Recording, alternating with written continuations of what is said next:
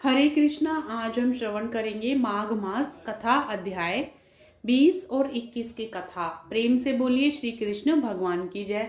भगवान श्री कृष्ण की कृपा आप पर व आपके संपूर्ण परिवार पर सदा सर्वदा बनी रहे।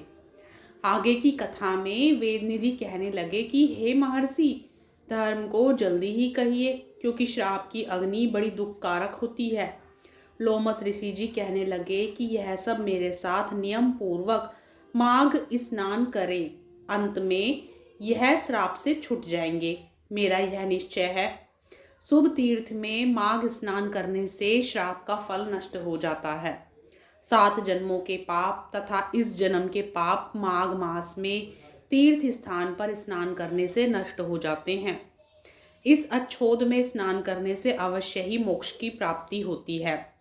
राजसूय और अश्वमेघ यज्ञ से भी अधिक फल माघ मास में स्नान से होता है। अतएव संपूर्ण पापों का सहज में ही नाश करने वाला माघ स्नान क्यों न किया जाए। 21वें अध्याय में लोमस जी कहने लगे कि पूर्व काल में अवंती देश में वीरसेन नाम का एक राजा था। उसने नर्मदा के किनारे राजसूय यज्ञ किया और अश्वमेघ यज्ञ भी किए, जिनके खंबे सोने के बनाए गए। ब्राह्मणों को अन्य का बहुत सा दान किया और बहुत सी गौएं, सुंदर वस्त्र और सोने के आभूषण से युक्त दान किए। भद्रक नाम का एक ब्राह्मण, जो अत्यंत मूर्ख, कृषि कार्य करने वाला, दुराचारी तथा अधर्मी था, वह भाई बंधुओं से त्यागा हुआ इधर उधर घूमता हुआ देव यात्रियों के साथ प्रयाग में आया और माघ में उनके साथ 3 दिन तक स्नान किया। वह 3 दिन में ही निष्पाप हो गया। फिर वह अपने घर चला गया। उसने ब्राह्मण और राजा दोनों को बराबर इंद्रलोक में देखा। तेज, रूप, बल, स्त्री, वस्त्र और आभूषणों में दोनों समान थे। ऐसा देखकर उसके महात्म्य को क्या कहा जाए। राजसूय यज्ञ करने वाला स्वर्ग के सुख भोग कर फिर भी जन्म मरण से रहित हो जाता है। गंगा और यमुना के संगम की हवा के स्पर्श से ही बहुत से दुख नष्ट हो जाते हैं।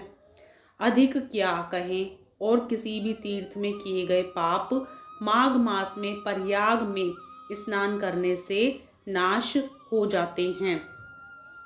मैं पिशाच मोचन नाम का एक पुराना इतिहास सुनाता हूँ। इस इतिहास को यह कन्याएं और तुम्हारा पुत्र भी सुने, उससे इनको इस स्मृति प्राप्त होगी। पुराने समय में देवदूती नाम का एक बड़ा गंभीर और वेदों का पारंगत एक वैष्णव ब्राह्मण था।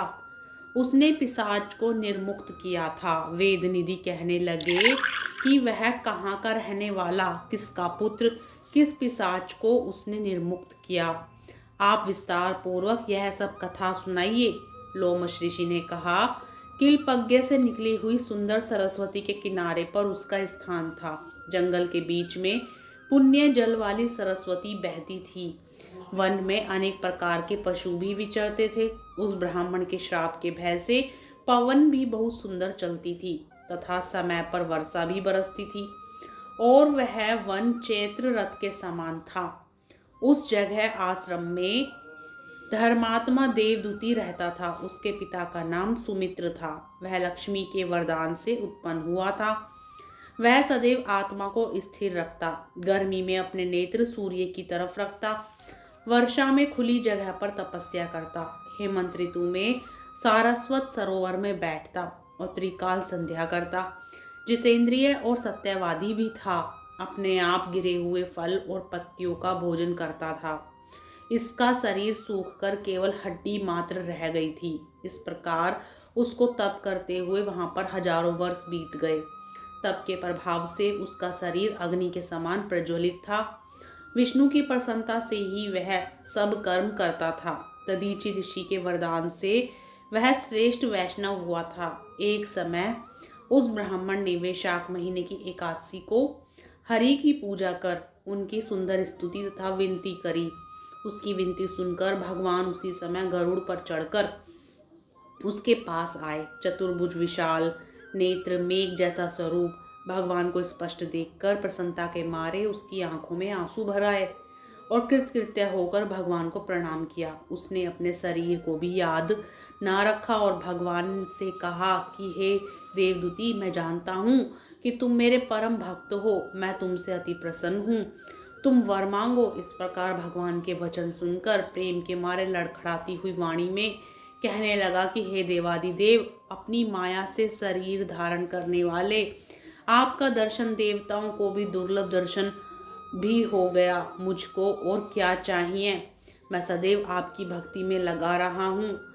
भगवान उसके वचन सुनकर कहने लगे कि ऐसा ही होगा, तुम्हारे तप में कोई बाधा नहीं पड़ेगी। जो मनुष्य तुम्हारे कहे गए स्रोत को पढ़ेगा, उसकी मुझ में अचल भक्ति होगी, उसके धर्म कार्य सांग पांग होंगे और उसकी ज्ञान में परम निष्ठा होगी। इस प्रकार 20वां और 21वां अध्याय संपूर्ण होता है। प्रेम से बोलिए श्री कृष्ण भगवान की जय। वीडियो को लाइक जरूर करें, ज़्यादा से ज़्यादा शेयर करें और चैनल को सब्सक्राइब जरूर करें।